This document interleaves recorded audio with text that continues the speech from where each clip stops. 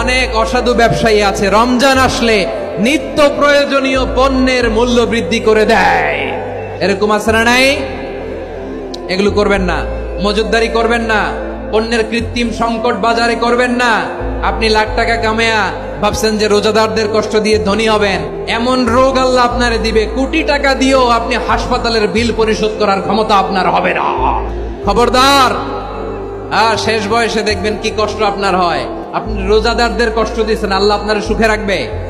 আল্লাহর দোহাই লাগে আমার ব্যবসায়ী ভাইরা এটা করবেন না। আরব বিশ্বে আমরা দেখেছি, আরব বিশ্বের ব্যবসায়ীরা সারা বছরে ব্যবসা করে, রমজানে ভর্তুকি দেয়। আর আমার দেশের কিছু অসাধু ব্যবসায়ী রমজানে গলাকাটা ব্যবসা করে আর সারা বছর সইটার উপর দিয়ে চলে। চিল্লায় বলেন ঠিক কিনা? করবেন না, এটা করবেন না। নিত্য প্রয়োজনীয় পণ্যের মূল্য বৃদ্ধি করা হারাম, পণ্যের কৃত্রিম সংকট তৈরি করা হারাম, মজুতদারি করা হারাম, রোজাদারদেরকে কষ্ট দেয়া হারাম। এটা করবেন না।